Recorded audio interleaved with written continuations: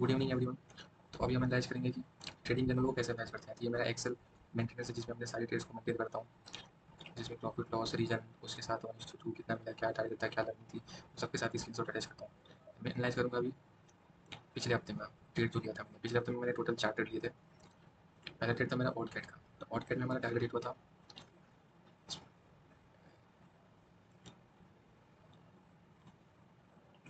चलते हैं चार्ट पे देखते हैं।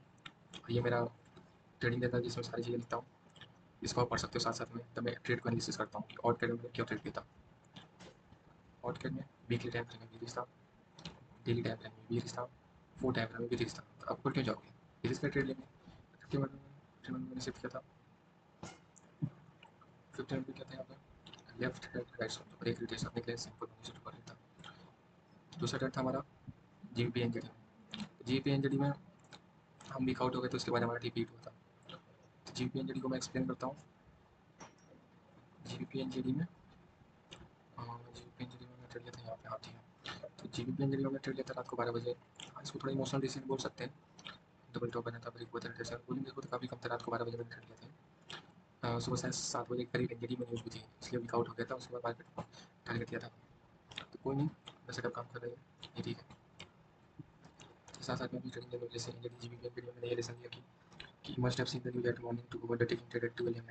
मतलब मॉर्निंग मुझे न्यूज़ देख लेना चाहिए था ट्रेड लेने से पहले, ठीक है। और लेवल शो के लिए सिर्फ 3 चीज़ चाहिए, ये तो मैं बाद में एक्सप्लेन करूँगा, ठीक है। बाकी जो पहला ट्रेड था उसमें मेरे वो ठीक था कि 1:2 मिल गया था। लेकिन आगे जो मैंने ये जो एक यूएडी का ट्रेड लिया था इसमें 1:3 गया था। तो मेरे माइंड में आया था कि यार टीपी में क्यों लगा रहा 1:2 पे मुझे और मिल सकता, बट नहीं यार 1:2 पे टीपी लगाना पड़ेगा क्योंकि और फिर में 1:2 के बाद मार्केट रिवर्स हो गया था, जिसके कारण मेरी साइकोलॉजी डिस्टर्ब हो गई थी। इसलिए 1:2 पे निकल जाना है, ये मेरा फिक्स हो गया, ठीक है। इसको तोड़ना नहीं, या तो ऐसे ले तो ठीक है। चार्ट हमेशा हमारा क्लीन दिखना चाहिए, क्रिस्टल क्लियर दिखना चाहिए। चलते हैं तीसरे ट्रेड पे। तीसरा ट्रेड था हमारा ऑडियो यूएसडी का ट्रेड था। ऑडियो यूएसडी, ऑडियो यूएसडी में जाते हैं, हम देखते हैं क्या था। तो ऑडियो यूएसडी में मैंने ट्रेड लिया था। इसमें जो है टाइम सेंसिंग का, बट इसमें गलती मैंने क्या की थी, इसमें मैंने गलती क्या की थी कि ऑडियो यूएसडी में एरिया ऑफ इंटरेस्ट से काफ़ी दूर था मार्केट, और फोमो में मैंने एंटर किया था। 30 मिनट में अगर शिफ्ट करेंगे तो मेरा एरिया ऑफ इंटरेस्ट यहाँ पे था, नेक्स्ट एरिया यहाँ पे था, तीनों टाइम फ्रेम में यहाँ पे ये ट्रेंड थी एक। यहाँ पे कॉम्प्लेक्स टेंशन बन रहा था, यहाँ पे left side right side break rate proper position करनी। बट मैंने यहाँ पे गलती की कि मैं मुझे यहाँ पे थोड़ा वेट करना चाहिए था, क्योंकि कॉम्प्लेक्स रेट का निकले तो ये जो ट्रेंड है मतलब यहाँ पे रिटेस्ट करने के लिए आना था। मुझे एंट्री एक्चुअल में यहाँ पे करनी चाहिए थी, ये एक्चुअल में एंट्री यहाँ पे करनी चाहिए थी ना कि यहाँ पे। ये गलत एंट्री है, ठीक है। तो मैंने यहाँ पे लर्निंग ली कि मुझे एरिया ऑफ इंटरेस्ट के पास एंट्री करनी है, ठीक है। मैं सोच रहा था कि डेली कैंडल जो होगी लाइक जो ये डेली कैंडल थी, लाइक जो डेली कैंडल थी एरिया ऑफ इंटरेस्ट रिजेक्ट की, बट मैंने इस दिन कर लिया था 29 को, 23 को डेली एरिया ऑफ इंटरेस्ट पे कैंडल रिजेक्ट करके ऊपर। तो मैं यही पे सोच रहा था उस टाइम, लेकिन मैंने एग्जीक्यूट कर दिया था। ये मैंने लर्निंग की इससे ट्रेड से, ठीक है। तो मैक्सिमम ट्राई करना है कि जो मेरा एंट्री हो एरिया ऑफ इंटरेस्ट के पास हो, ठीक है।